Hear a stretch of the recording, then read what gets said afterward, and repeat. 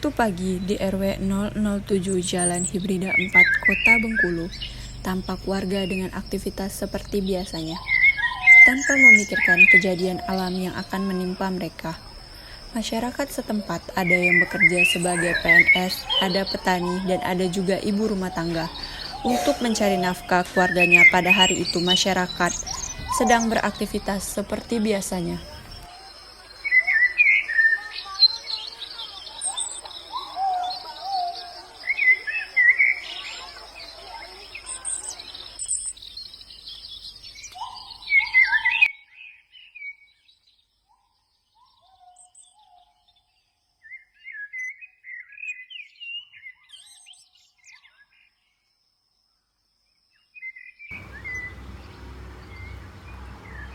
Assalamualaikum warahmatullahi wabarakatuh.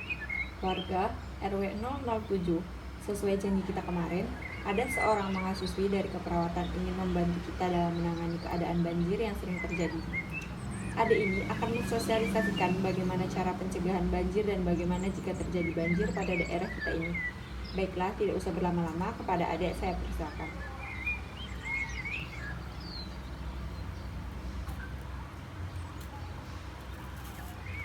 Assalamualaikum warahmatullahi wabarakatuh.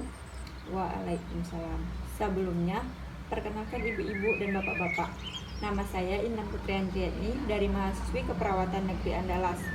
Baiklah, sebelumnya tujuan saya pada pagi ini yaitu saya ingin mensosialisasikan tentang bagaimana cara pencegahan banjir dikarenakan di RW 007 ini banyak terdapat kolam dan siring-siring yang sering meluap dan tempat terjadinya penumpukan sampah.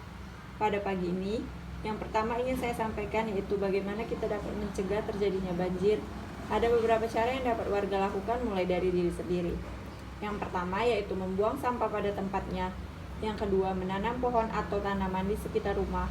Yang ketiga, membuat saluran air dengan baik. Yang keempat, menambah lahan penyerapan air. Yang kelima, rutin membersihkan selokan rumah. Yang selanjutnya yaitu saya ingin menyampaikan sosialisasi bagaimana dan apa yang harus dilakukan jika tiba-tiba terjadi banjir. Amankan dokumen yang penting, letakkan barang elektronik di tempat yang tinggi, siapkan alat siaga banjir, pantau informasi dan media maupun instansi terpercaya, mengevakuasi diri. Pastikan bahwa kamu tahu benar di mana posko banjir terdekat dari rumah kamu. Buat perencanaan kalau perlu latihan evakuasi sebagai persiapan jika benar banjir benar-benar datang. Perhatikan jalur evakuasi dan tempat pengungsian yang telah dibuat. Jangan sampai menyentuh kabel-kabel yang jatuh atau tiang-tiang listrik. Jika diarahkan oleh posko dan atau RT atau RW untuk keluar untuk mengungsi, segera lakukan. Selalu utamakan keselamatan jiwa apabila banjir melanda. Apabila terjadi kerusakan pada barang-barang, itulah tadi penjelasan yang dapat saya sampaikan. Apakah ada dari warga-warga yang ingin bertanya? Tidak ada, Sus. Baiklah, kalau tidak ada, lebih dan kurang saya mohon maaf. Wabillahi taufiq wal hidayah. Wassalamualaikum warahmatullahi wabarakatuh.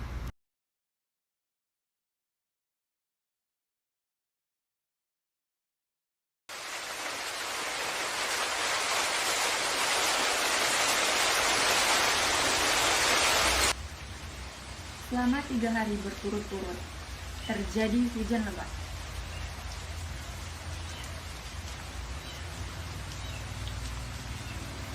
PSBM yang ada di RW 007 terus melakukan pengontrolan lokasi-lokasi yang dianggap rawan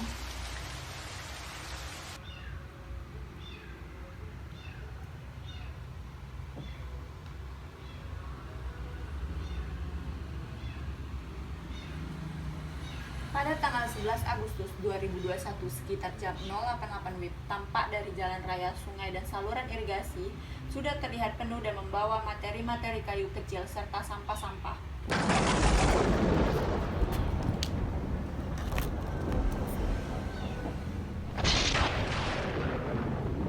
Namun dari arah kejauhan terdengar suara gemuruh dan awan di langit nampak hitam pucat. Sekitar 1 jam kemudian, suara gemuruh tersebut terdengar semakin dekat dan menuju ke arah RT RW 007.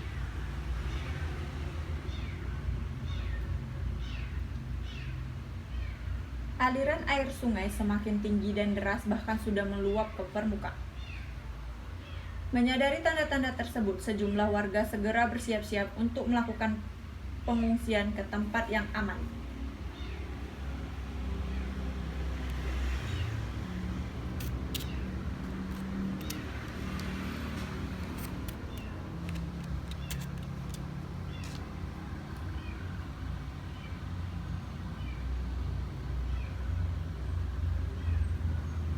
Dengan sigap, Ketua Tim Siaga Bencana RW 007 TSBM dan beberapa warga menginformasikan fenomena tersebut kepada Ketua RW bahwa air sungai sudah naik serta meluap ke permukaan jalan raya dan membawa material sampah kayu dan batu.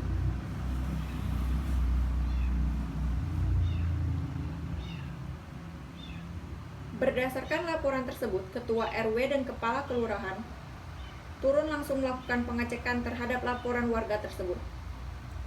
Berdasarkan hasil analisa cepat Kepala RT, RW, dan Kepala Kelurahan, segera menghimbau kepada masyarakat untuk segera mengungsi dan warga tidak usah panik.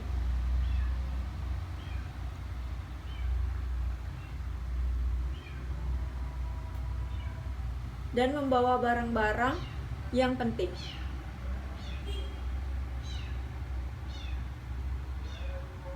Curah hujan yang tinggi mengakibatkan debit kolam dan siring naik.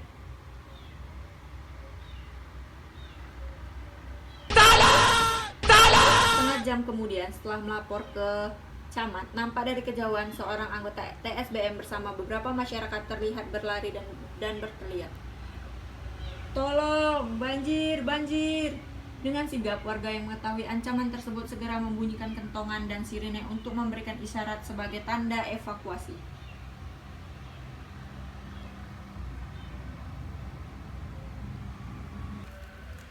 Seketika, suara desa menjadi ricuh dan panik. Kacau, warga dan anak-anak guru sekolah yang mengetahui tanda bahaya masjid tersebut segera melakukan penyelamatan dan mengungsi ke tempat yang dianggap aman.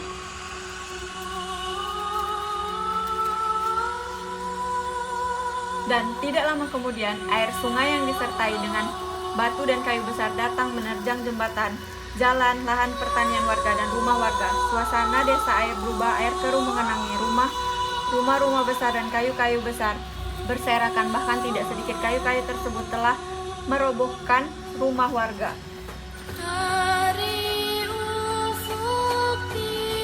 Masyarakat segera menuju ke titik kumpul di masjid, lapangan maupun tempat-tempat yang lebih tinggi.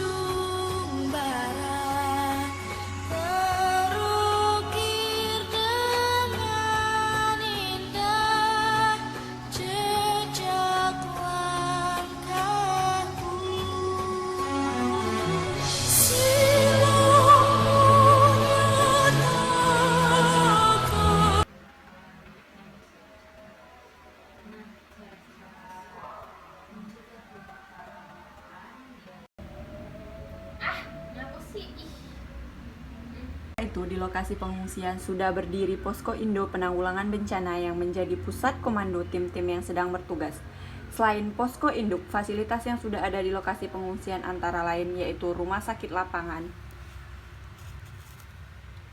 pos keamanan, dapur umum dan logistik, shelter para pengungsi, WC umum, dan lapangan sebagai titik berkumpul.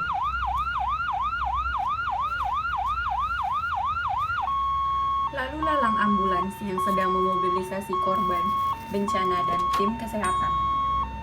Korban yang sedang ditandu oleh petugas kesehatan keuangan rumah sakit lapangan sesuai tanda triase yang sudah terpasang di lengannya. Di ruang rawatan tampak korban selamat dan keadaan terpasang infus. Korban meninggal berada di ruangan jenazah. Para warga di dalam tenda-tenda pengungsian.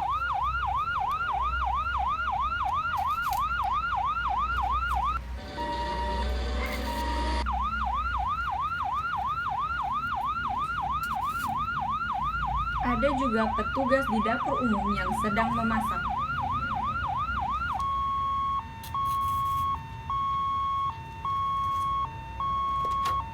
Tampak pula petugas yang sedang berjaga di pos keamanan sekitar tenda-tenda pengungsian.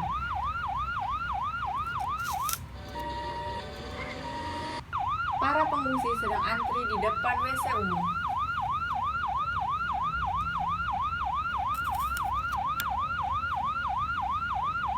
Di posko induk sedang antri di depan WC umum. Di posko induk sebagai pusat komando dan informasi.